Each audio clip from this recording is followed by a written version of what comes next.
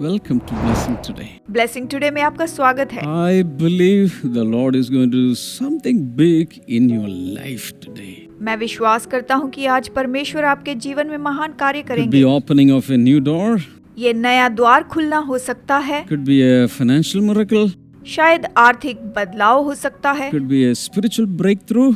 या फिर हो सकता है कि आत्मिक बदलाव हो। Whatever it is, according to your need and according to the will of God, something is going to happen in your life today.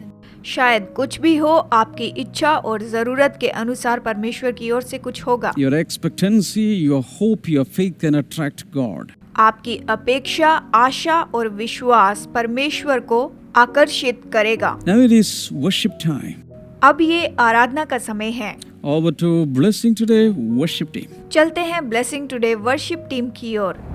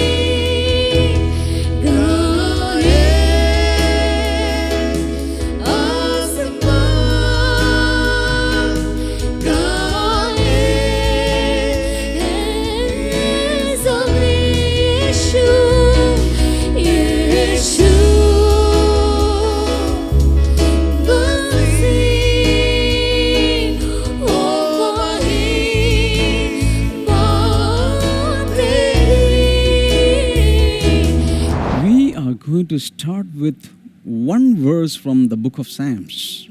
हम भजन संहिता के एक वचन से शुरू करते हैं। Psalm 51 bhajan Samhita 51 and verse number 5. और वचन number 5। Behold, I was brought forth in iniquity, and in sin my mother conceived me. देख मैं अधर्म के साथ उत्पन्न हुआ और पाप के साथ अपनी माता के गर्भ में पड़ा। David is writing these lines. Dawood ने इन शब्दों में लिखा। He was a man who had received wisdom from the Lord. Holy Spirit was upon him. उसने परमेश्वर की ओर से बुद्धि पाई थी और पवित्र आत्मा उसके ऊपर था। And he says, I was brought forth in iniquity. और वो यहाँ पर ये कहता है कि मैं अधर्म के साथ उत्पन्न हुआ। Now this is true with all human conception. अब ये सभी मनुष्यों के जन्म के लिए सही बात है। हम सब के लिए ये सही है। Every child that is formed in iniquity or in sinfulness. हर एक बच्चा जो गर्भ में रचा जाता है वो अधर्म के साथ ही रचा जाता है। That means from birth, from the time of conception, the element of sin is integrated into that little life. इसका मतलब ये है कि जन्म से ही जो पाप है वो उस छोटे से बच्चे में आ जाता है। जन्म से ही पाप का अस्तित्व मनुष्यों में आ जाता है। This started in the Garden of Eden. ये अदन की वाटिका से शुरू हुआ था। From the fall of man, it is like that. Generation after generation, every child, every baby is formed in sinfulness. मनुष्य के पतन से ही पीढ़ी से लेकर पीढ़ियों तक हर एक बच्चा, हर एक बालक वो तो पाप में ही बना है, पाप में जन्मा है। Now, this is explained in Romans 3 verse number 23 also. इसके बारे में रोमियो 3:33 में भी बताया गया है। इस वचन में इसके विषय में हम यहाँ पढ़ सकते हैं। For all have sinned and fall short the glory of God. क्योंकि सब ने पाप किया है और परमेश्वर की महिमा से रहित हैं। All means, सब यानी सभी मनुष्य, जानते हैं? that means you and me and we all. इसका मतलब है आप, मैं और हम सब। Former generations, the present generation and the coming generations. इसका मतलब है भूतकाल की पीढ़ी, वर्तमान की पीढ़ी और आने वाली पीढ़ी, सभी हैं। But, लेकिन, everybody say but. सब लोग कहिए लेकिन। Everybody put in that live chat, but. सब लोग कमेंट्स में लिखिए लेकिन। The universal truth says all people, the entire humanity, every child, every baby girl, baby boy, all children who are formed in sinfulness. सार्वभौमिक सच्चाई बताती है कि हर एक मनुष्य, हर एक बच्चा या फिर हर एक बच्ची यानी सारी मानव जाति इसी तरह पाप में ही बनी हुई है। सब मनुष्य जो हैं वो पाप में ही उत्पन्न हुए हैं। Then again say but. अब फिर से कहिए लेकिन। Again say but. फिर से कहिए लेकिन। Everybody say but. सभी लोग कहें लेकिन। There is one exceptional case. बस एक ही Yes. पर्यायी केस है। That is mentioned in Luke 1:34 and 35. जो कि लूका 1:34 और 35 में बताया गया है। इस वचन में हम यहाँ पर पाते हैं, How will this be? Mary asked the angel, since I am a virgin. The angel answered, the Holy Spirit will come on you, and the power of the Most High will overshadow you. So, the Holy One to be born will be called the Son of God. Maryam ने स्वर्गदूत से कहा, ये कैसे होगा, मैं तो पुरुष को जानती ही नहीं। स्वर्गदूत ने उसको उत्तर दिया, पवित्र आत्मा तुझ पर उतरेगा और परम प्रधान की सामर्थ तुझ पर छाया करेगी, इसीलिए जो पवित्र उत्पन्न होने वाला है परमेश्वर का पुत्र कहलाएगा। वचन कहता है, The Holy One to be born. This is also about the conception of Jesus Christ. And the angel says, the holy child, the holy baby, the Holy One to be born will be called the Son of God. Not a prophet, not a priest, not just a king, but the Son of God. पवित्र जो उत्पन्न होने वाला है, ये यीशु मसीह की धारणा के बारे में है। परंतु स्वर्गदूत ने कहा, जो पवित्र बालक जन्म लेगा वो कोई राजा नहीं, कोई भविष्यवक्ता नहीं, परंतु परमेश्वर की संतान कहलाएगा। He is the only one exceptional case who was formed without sin. यही एकमात्र एक ऐसा केस है जिसमें कोई भी पाप नहीं पाया जाता। इस केस में हम बिल्कुल भी कोई भी पाप नहीं देख सकते हैं। Why? Because Jesus was not born through physical union of a man and a woman. क्योंकि यीशु मसीह का जो जन्म है वो स्त्री या पुरुष के मिलन से नहीं हुआ है, इसलिए उसमें कोई पाप नहीं है। The process is clearly mentioned here. ये क्रिया यहाँ पर स्पष्ट बताई गई है। First of all, Mary is wondering, how will this be since I am a virgin, I am not married, I don't know any man. Maryam यहाँ पर कहती है कि मैं तो कुंवारी हूँ, मैं किसी पुरुष को नहीं जानती, तो ये कैसे होगा? The answer from the angel, the Holy Spirit will come on you, and the power of the Most High will overshadow you. Then the Holy One to be born will be called the Son of God. स्वर्गदूत ने उसको उत्तर दिया, पवित्र आत्मा तुझ पर उतरेगा और परम प्रधान की सामर्थ तुझ पर छाया करेगी, इसीलिए जो पवित्र उत्पन्न होने वाला है परमेश्वर का पुत्र कहलाएगा। इस तरह से वचन कहता है। So this was the announcement of the angel to Mary. तो स्वर्गदूत ने मरियम पर इस तरह से घोषणा की। Now come with me to Matthew chapter 1. अब आइए देखें मत्ती अध्याय 1 Verse number 20 and 21. वचन 20 और 21 को देखेंगे। But after he had considered this, an angel of the Lord appeared to him in a dream and said, Joseph, son of David, do not be afraid to take Mary home as your wife, because what is conceived in her is from the Holy Spirit. She will give birth to a son, and you are to give him the name Jesus, because he will save his people from their sins. जब वो इन बातों की सोच में ही था तो प्रभु का स्वर्गदूत उसे स्वप्न में दिखाई देकर कहने लगा, हे यूसुफ, दाऊद की संतान, तू अपनी पत्नी मरियम को अपने यहाँ ले आने से मत डर, क्योंकि जो उसके गर्भ में है वो पवित्र आत्मा की ओर से है। वो पुत्र जनेगी और तू उसका नाम यीशु रखना, क्योंकि वो अपने लोगों को उनके पापों से उद्धार करेगा। ऐसा वचन में लिखा है। Now, this is the announcement of the angel to Joseph, who became the foster father of Jesus. ऐसा स्वर्गदूत ने यूसुफ से कहा जो पृथ्वी पर यीशु का पिता था, संसार में यीशु का पिता था। What was the announcement? तो अनाउंसमेंट क्या थी? It says, Joseph, son of David, do not be afraid to take Mary home as your wife. That means till that time he had not received Mary as his wife. This was before they came together. ये कहता है, हे यूसुफ, मरियम को अपनी पत्नी बनाने से मत डर। इसका मतलब है कि अभी तक उनका विवाह नहीं हुआ था, एक साथ वो नहीं रहते थे। ये कहता है कि मरियम को अपनी पत्नी बनाने से ना डरना, क्योंकि वो अभी तक एक साथ नहीं रहते थे। Now, then he says, what is conceived in her is from the Holy Spirit. फिर उसने कहा कि जो कुछ उसके गर्भ में है वो पवित्र आत्मा की ओर से है, वो पवित्र आत्मा से है। No man is behind this. कोई मनुष्य इसके पीछे नहीं। The Holy Spirit is behind this. इसके पीछे तो केवल पवित्र आत्मा है। So, this son, only this son, in the entire history, after all the ages, in all the ages, only one person was born like this in the supernatural way, without a man and woman coming together. There was a supernatural birth, and the reason behind was the Holy Spirit, the creative power of God. तो ये पुत्र, केवल ये पुत्र पूरे इतिहास में, पूरे युगों में केवल एक ही मनुष्य इस अलौकिक रूप में जन्मा है।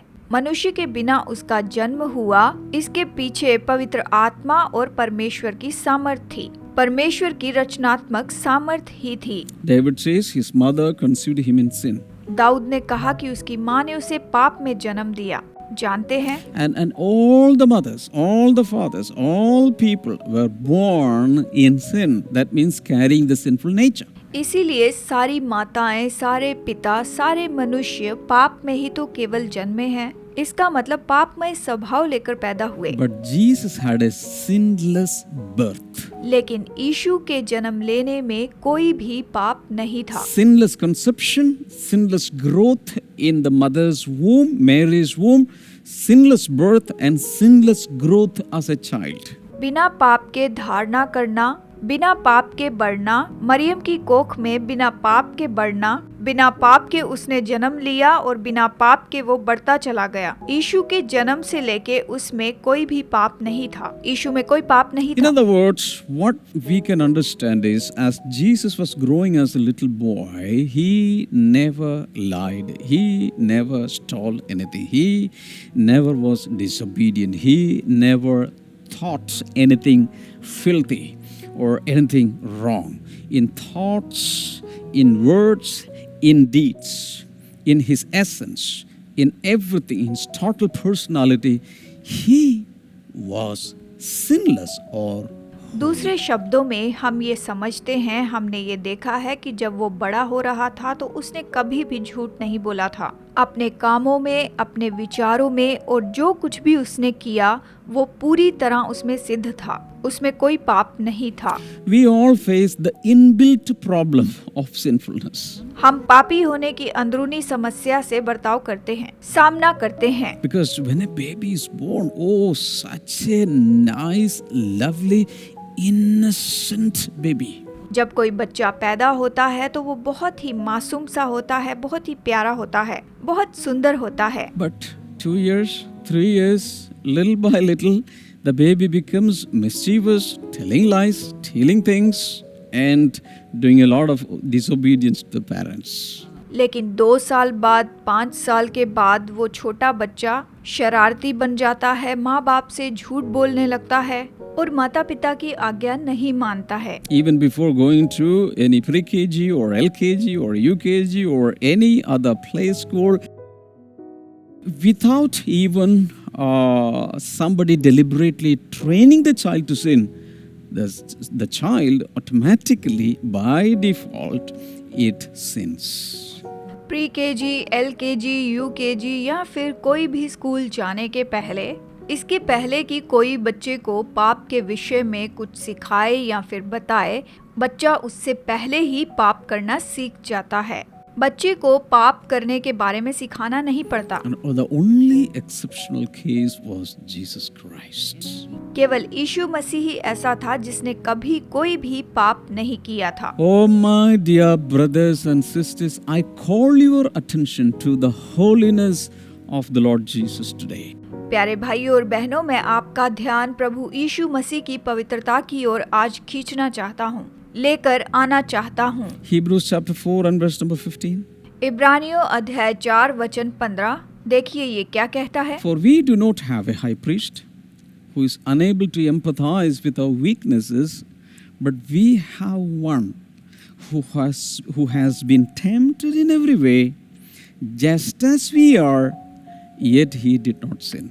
क्योंकि हमारा ऐसा महायाजक नहीं जो हमारी निर्बलताओं में हमारे साथ दुखी ना हो सके, वरन वो सब बातों में हमारे समान परखा तो गया, तो भी निष्पाप निकला। So all these days I've been telling you that Jesus came as a man. तो इतने दिनों से मैं आपको बता रहा था कि यीशु मनुष्य के रूप में दुनिया में आया। That means he became the member of the human family. इसका मतलब कि वो मनुष्य के परिवार का सदस्य बन गया, वो मानव बना। That means he had all kinds of external organs and internal organs that we have today in our bodies. इसका मतलब ये है कि उसके शरीर में भी वही सारे अंग थे जो हमारे शरीर में हैं। वो हमारे जैसा मानव था। But what was the one exceptional thing that Jesus had? बस एक बात जो यीशु में अतिरिक्त थी, That is sinlessness. कि वो पूरी तरह से निष्पाप था। Hallelujah. Hallelujah. In his formation, in his growth, and every phase of his life, from beginning to end of his life on earth, he was blemishless, sinless. He was perfectly, completely, absolutely holy. उसकी धारणा, उसका बढ़ना और जीवन का उसका हर एक भाग, उसके पूरे जीवन भर वो निष्पाप था, सिद्ध था, उसमें कोई भी पाप नहीं था। उसने अपने जीवन भर में कभी कोई भी पाप नहीं किया था। So in this verse, Hebrews 4:15, it says, "For we do not have high priest." We already saw that title, high priest, who is able to empathize with our weaknesses, but we have one who has been tempted in every way, just as we are, yet he did not sin. 15वां वचन कहता है, हमारा महायाजक ऐसा नहीं जो हमारी निर्बलताओं में हमारे साथ दुखी ना हो सके, वो सब बातों में परखा तो गया, तो भी वो निष्पाप निकला। That means Jesus had to go through all the temptations possible in this world. इसका मतलब कि संसार की हर एक परीक्षा में से यीशु मसीह को जाना पड़ा था। One thing that makes him different is that he never failed in any temptation. एक बात हम यहाँ पर देखते हैं कि वो कभी भी किसी भी परीक्षा में, जो भी परीक्षा उसके ऊपर आई, वो कभी भी उसमें असफल नहीं हुआ। Because even the angel announced, you should call him to the foster father Jesus. You should call him, you should name him Jesus, because he is to save his people from all their sins.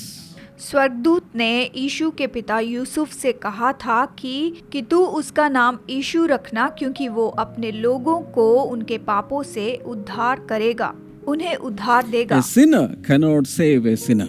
एक पापी दूसरे पापी को कभी नहीं बचा सकता, But a sinless person can save a sinful man. लेकिन निष्पाप व्यक्ति पापमय व्यक्ति को बचा सकता है। Now, I think in Exodus chapter 14, when God gave them the commandment regarding the Passover lamb, sacrifice of the Passover lamb, etc., God instructed very specifically that lamb should be without any blemish. निर्गमन अध्याय 14 में जब परमेश्वर ने उन्हें फसह के मेमने के बारे में आज्ञा दी थी, फसह के मेमने के बलिदान के बारे में बताया था, परमेश्वर ने उनसे कहा था कि वो मेमना पूरी तरह से निर्दोष हो। And Jesus came as the Passover lamb. और यीशु फसह के मेमने के रूप में आया। So he had to be blemishless. और ये बहुत ही जरूरी था कि वो पूरी तरह से निर्दोष हो। जानते हैं, On one occasion, Jesus even challenged, who can point out any sin in me? एक अवसर पर, एक मौके पर यीशु ने कहा था कि कौन मुझ में पाप दिखा सकता है? क्या तुम में कोई ऐसा है जो मुझ में पाप ढूंढ कर दिखा सके? ऐसा यीशु ने कहा। That much moral authority and holiness Jesus had. यीशु मसीह में इतना अधिकार और इतनी ज्यादा पवित्रता थी, उसमें कोई पाप नहीं But था। here in Hebrews chapter 4, it is said that this high priest, because he became a human being, he knows human weaknesses because he has gone through all the spectrum of human life.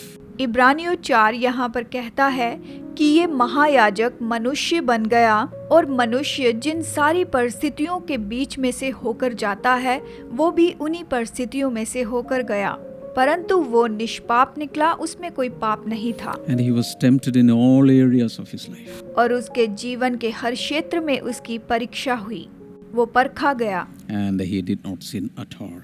लेकिन उसमें कोई पाप नहीं था। I'm going to take you to John chapter 20, आइए देखें यूहन्ना अध्याय 20, 28 and 29. 28 और 29 देखेंगे। Thomas said to him, My Lord and my God. Then Jesus told him, Because ye have seen me, ye have believed. Blessed are those who have not seen and yet have believed. ये सुन थोमा ने उत्तर दिया, हे मेरे प्रभु, हे मेरे परमेश्वर, तूने मुझे देखा है क्या, इसीलिए विश्वास किया है? धन्य वे हैं जिन्होंने बिना देखे विश्वास किया। Thomas called out, My Lord and my God. थोमा ने पुकारा, हे मेरे प्रभु, हे मेरे परमेश्वर। इस तरह वो पुकारता है। Jesus never said, Don't call me Lord, don't call me God. I'm not God. I'm just a human being. I'm just a priest. I'm just a prophet. No. He accepted that statement. यीशु ने ऐसा नहीं कहा, इस तरह से नहीं कहा कि मुझे परमेश्वर मत कहो, मैं महायाजक नहीं, परमेश्वर नहीं, मैं तो केवल मनुष्य हूँ। नहीं, उसने उस बात को स्वीकार किया। उसने ये नहीं कहा कि मुझे परमेश्वर मत कहो, मैं तो बस साधारण सा मनुष्य हूँ, परंतु उसने ये बात स्वीकार की। And Matthew chapter 16, you know the famous occasion where Peter said, You are the Christ, the Son of the living God. मत्ती अध्याय 16 में आप ये विख्यात घटना को जानते हैं, जहाँ पतरस ने यीशु मसीह से कहा था कि तू परमेश्वर का पुत्र है, तू ही मसीहा है। Jesus agreed and he said, Not flesh and blood, but my Father in heaven revealed this to you. यीशु ने उसे उत्तर देते हुए कहा कि ये बात तुझ पर लहू और मांस ने प्रकट नहीं की, परंतु मेरे स्वर्गीय पिता ने प्रकट की है। हे पतरस, तूने जो मुझे मसीहा कहा है, परमेश्वर का पुत्र कहा है, ये लहू और मांस ने प्रकट नहीं किया, बल्कि परमेश्वर ने किया है। Now, one more verse, very, very, very important verse I'm going to show you. अब एक और वचन देखते हैं जो कि बहुत ही महत्वपूर्ण वचन है। Hebrews 1:8. इब्रानियों 1 वचन 8, आइए इसे पढ़ते हैं। But about the Son, he says, Your throne, O God, will last forever and ever.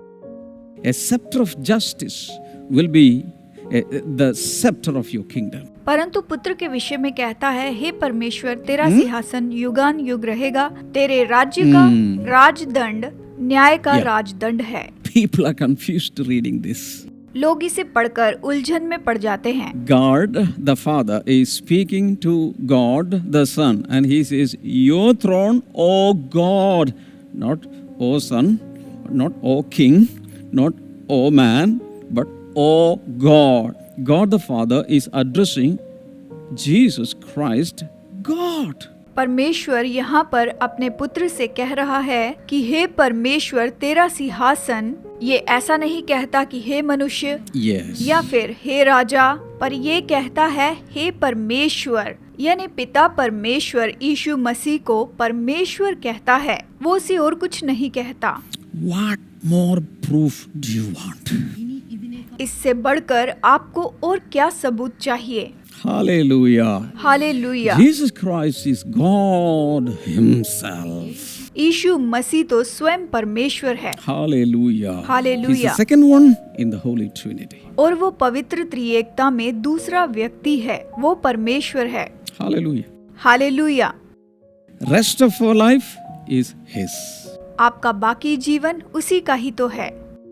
And if you don't give the rest of your life to Him, your life will be meaningless and your life will end in damnation. अगर आप बाकी का जीवन उसे नहीं देंगे तो वो बिना अर्थ का होगा और आप दंड के भागी होंगे। And that's what the Bible says. और बाइबल यही तो कहती है। Let's pray. जानते हैं? Heavenly Father, I bless your people. स्वर्गीय पिता, तेरे लोगों को आशीष देता हूँ। Give us more and more insights and revelation into the person Jesus Christ. यीशु मसीह के व्यक्तित्व का प्रकाशन और ज्यादा तू इन्हें देता चला जा प्रभु। God bless you all. See you tomorrow. Bye bye. प्रभु आप सबको आशीष दे। फिर से मुलाकात होगी। Bye bye.